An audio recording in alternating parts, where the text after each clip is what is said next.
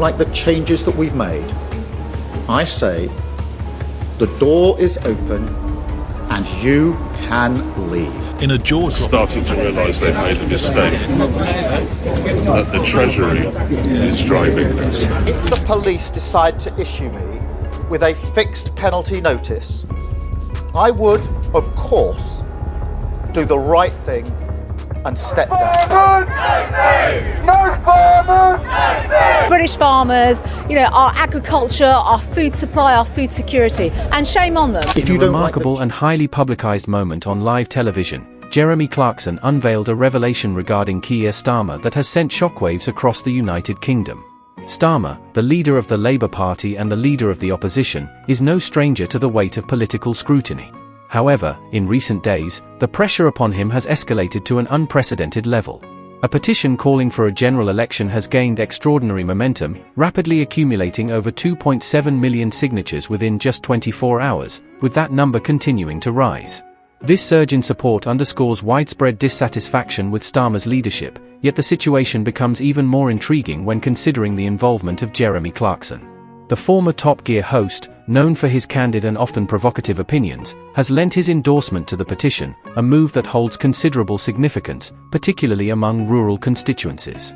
As a farmer himself, Clarkson is acutely aware of the difficulties imposed by government policies, having encountered these challenges firsthand.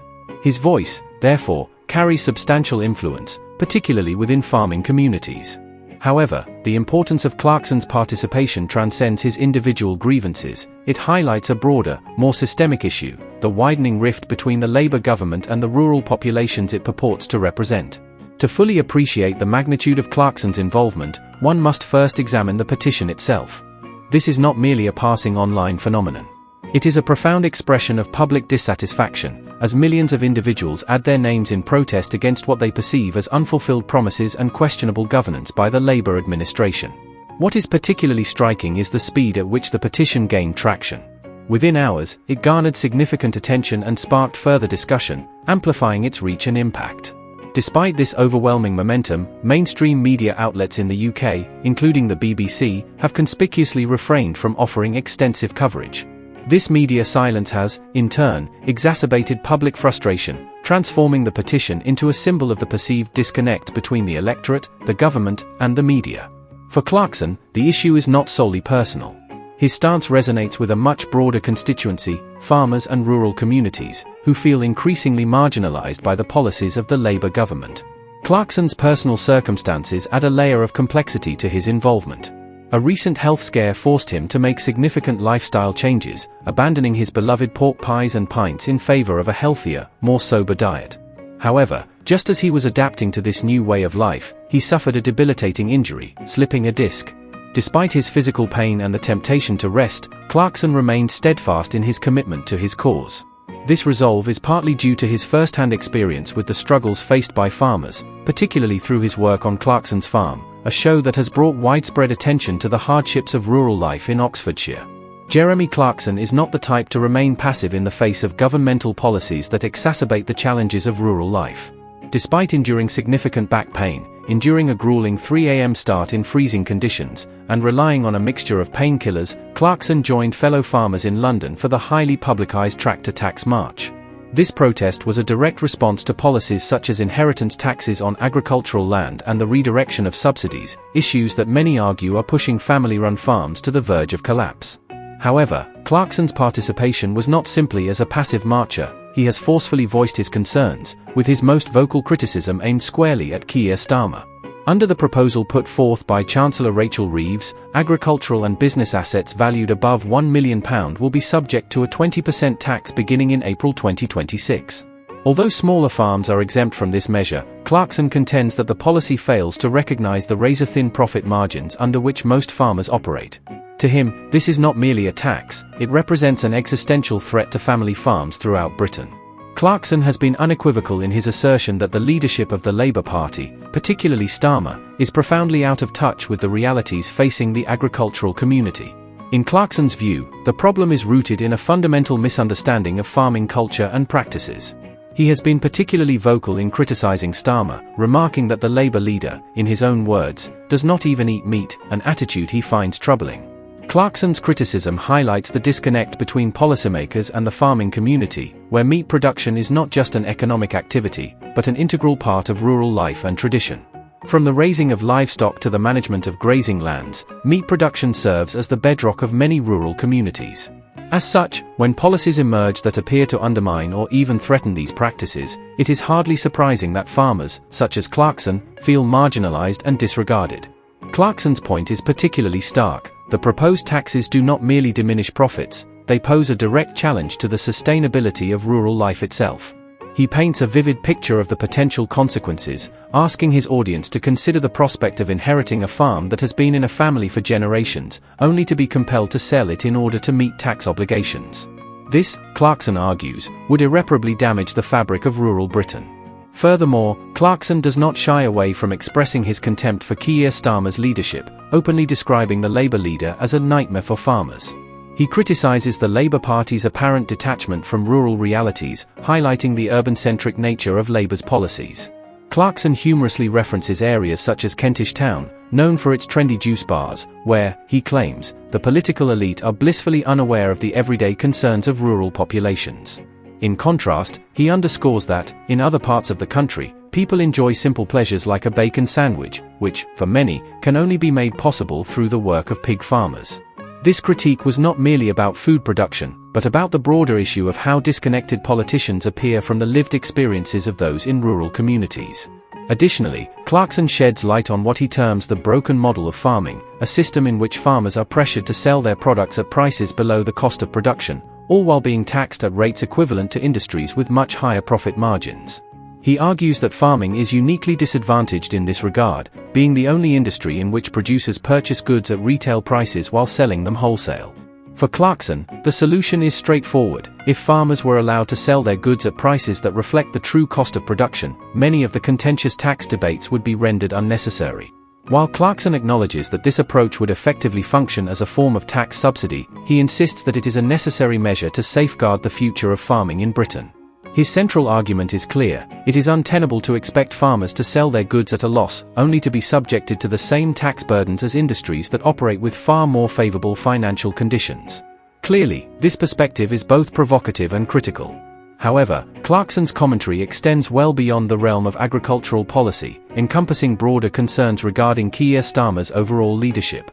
Clarkson has characterized Starmer's approach as lacking both vision and direction, a sentiment shared by many who perceive that Starmer's primary focus is on maintaining political appearances rather than addressing the pressing issues confronting the United Kingdom.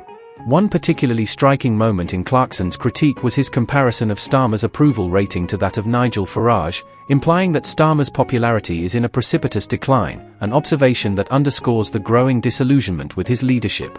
This unvarnished, direct form of critique has resonated with many individuals who feel similarly disillusioned with the current political landscape. The issue at hand has evolved beyond the specific concerns of farming to encompass a broader sense of disconnection between the government and the day-to-day struggles of its citizens. As the petition for a general election continues to gain momentum, it is becoming increasingly apparent that this is not merely a rural issue but one that spans across various demographic groups, with people from all walks of life uniting in their frustration with the Labour government. Social media has played an instrumental role in amplifying this movement, with hashtags calling for Starmer's resignation trending widely and protest videos going viral. This digital wave of activism has provided a platform for individuals to express their concerns, and the message has been unequivocal: there is a widespread demand for change. Despite his outspoken criticism, Clarkson has made it clear that he has no intention of entering the political arena himself. In an interview with The Times, he humorously remarked, "I prefer throwing rocks at people than having them thrown at me." Responding to Clarkson's incendiary remarks while attending an international conference in Brazil, Prime Minister Rishi Sunak downplayed the criticism, asserting that the facts speak for themselves. Starmer himself defended the Labour Party's proposed changes to the inheritance tax, insisting that the new policies would not significantly affect the majority of British farms. He pointed out that the combination of existing allowances and exemptions would mean that most farming families would remain unaffected by the changes. Specifically, he stated that for a typical family looking to pass down their farm, the £3 million threshold, after allowances, would be sufficient to avoid tax liability. Furthermore, he argued that the proposed 20% tax rate is considerably lower than the standard inheritance tax rate of 40%, adding that even those affected by the tax would only pay half of what others would under the existing system. Nevertheless, Starmer's reassurances have not addressed the deeper concerns raised by Clarkson and the farmers participating in the protests. While Starmer has framed the changes as fair and manageable, farmers have voiced significant opposition, particularly regarding the £1 million threshold, which they consider arbitrary and disconnected from the realities of agricultural life. The value of farmland, machinery, and livestock often exceeds this limit, especially in areas where land prices are particularly high. For smaller family farms, the proposed tax could necessitate painful decisions, such as selling parts of their land to meet the tax obligations. Clarkson and the farming community argue that Starmer's proposals fail to account for the fragile economics of farming, where profit margins are thin, and much of the revenue is reinvested into maintaining the land and infrastructure. Moreover, Starmer's dismissive comment that how farmers choose to manage their affairs within their families is a personal matter has only deepened the perception that Labour is out of touch with rural concerns. For many farmers, this rhetoric appeared to trivialize their struggles, reinforcing the belief that the Labour leadership lacks an understanding of the complexities of farming. Clarkson, in particular, has been outspoken in his criticism, stating, "They don't understand what farming is. It's not just about numbers on a spreadsheet, it's about people's lives, their history, and their future." The ongoing debate over inheritance tax has thus become a focal point of broader political discontent. Clarkson's criticisms, along with the protests in Whitehall, have ignited a political firestorm, contributing to the swelling petition calling for a general election. As of now, the petition has garnered over 2.7 million signatures, driven in part by rural frustration and figures like Clarkson giving voice to these grievances. Labour's position, once buoyed by hopes for change, is now facing growing scrutiny. Policies that impact rural Britain are under intense examination, and the public's dissatisfaction with the Labour government is becoming increasingly difficult to ignore. The central question now is, what will happen next? If the momentum behind the petition continues to build, it could compel Labour to reassess its leadership. Starmer may need to confront these concerns directly if he is to regain public trust, but doing so will be a formidable challenge. The issues raised by Clarkson and others strike at the heart of public sentiment regarding the country's direction. Can Starmer turn the tide, or is this the beginning of a larger political upheaval? Only time will reveal the answer.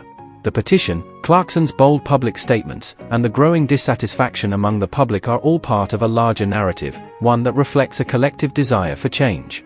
It raises critical questions about the future of the Labour Party and whether Starmer can reconnect with the electorate or whether this marks the beginning of even greater challenges.